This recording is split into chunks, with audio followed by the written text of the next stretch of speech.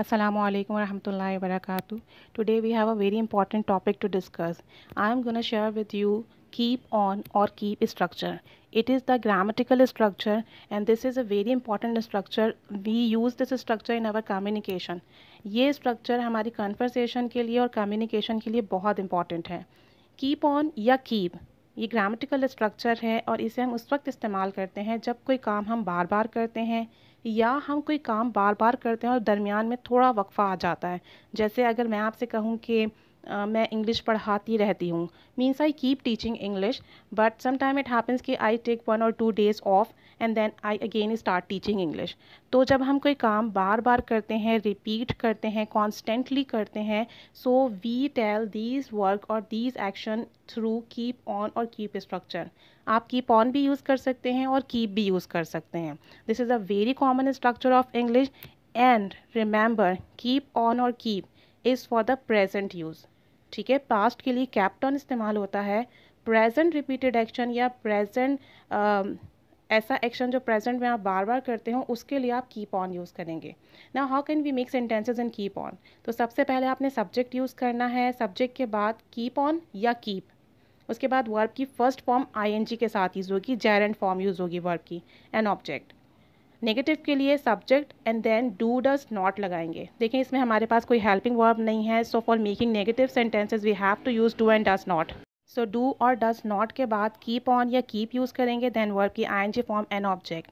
Interrogative के लिए do and does start में आ जाएगा, उसके बाद सब्जेक्ट, फिर आपका कीप ऑन या कीप, वर्ब की आईएनजी फॉर्म एन ऑब्जेक्ट। देखें अब इसमें एक इम्पॉर्टेंट बात यह है, एक इम्पॉर्टेंट पॉइंट ये है जो आपको नोट करना है। जब आप सेंटेंसेस बना रहे हैं और आपका सब्जेक्ट ही, शी, इट और कोई सिंगुलर नाउन है यानी थर्ड पर्सन सिंगुलर है, तो आपने कीप में एस यूज़ करना है, कीप्स ऑन होगा। ठीक है, आई, यू, वी, दे और प्लूरल नाउन के साथ आप कीप ऑन यूज़ करोगे, सिंपल कीप ऑन और keep. But if you have a third person singular noun then you have to use keeps on. ठीक है, like she keeps on working, वो काम करती रहती है। और नेगेटिव और इंट्रोगेटिव सेंटेंसेस के लिए नेगेटिव में जब आपका सब्जेक्ट थर्ड पर्सन सिंगुलर होगा यानी कि ही, शी, इट और सिंगुलर नाउन और आप डज नॉट यूज़ करेंगे नेगेटिव के लिए, तो डज नॉट के बाद आपने कीप्स में से एस हटा देना है। It remain keep on. She doesn't keep on working, वो काम नहीं करती रहती है। आई, यू, वी, दे और प्लूरल नाउन के साथ आप डू नॉट यूज़ करोगे और डू नॉट में और कीप में कोई चेंज नहीं आता क्योंकि आई, यू, वी और दे के साथ कीप सेम रहता है। सो रिमेंबर दिस टिप और रिमेंबर दिस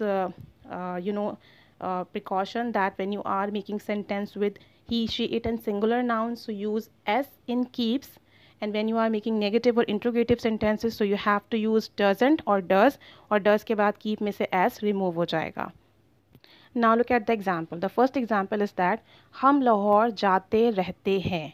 देखें ज़्यादातर इन सेंटेंसेस के आखिर में उर्दू में रहते हैं, रहती है, रहता है, इस तरह के वर्ड्स इस्तेमाल होते हैं। हम लाहौर जाते रहते हैं, we keep on going to Lahore. देखें गो के साथ आईएनजी फॉर्म लगाना है, after keep on we use going और ING form of the verb, gerund form of the verb. We keep on going to Lahore, हम लाहौर नहीं जाते रहते हैं, we don't keep on going to Lahore. क्या हम लाहौर जाते रहते हैं? Do we keep on going to Lahore? इसी तरीके से look at the second sentence, वो इंग्लिश सीखती रहती है, she keeps on learning English. Just because of the she, just because of the third person singular noun we use S with keep. Keep में S का इजाफा हुआ है she की वजह से। She keeps on learning English. Negative के लिए she doesn't keep on learning English. Doesn't के बाद कीप में से एस रिमूव हो जाएगा, she doesn't keep on learning English. Does she keep on learning English? तो जब नेगेटिव और इंट्रोगेटिव बनाएंगे आप थर्ड पर्सन सिंगुलर सब्जेक्ट के साथ तो प्लीज़ एस रिमूव कर दीजिएगा कीप में से। All right, look at some other examples. वो गाना गाते रहते हैं, they keep on singing, they don't keep on singing, do they keep on singing. इसी तरीके से बच्चे शोर मचाते रहते हैं, children, because children is plural तो we use only keep. Children keep on making noise. Negative, children don't keep on making noise. Interrogative, do children keep on making noise? Now another example is हम English सीखते रहते हैं। We keep on learning English और we keep learning English. We don't keep on learning English. Do we keep on learning English? Next, वो हमसे मिलने आते रहते हैं। They keep on coming to meet us. They don't keep on coming to meet us. Do they keep on coming to meet us?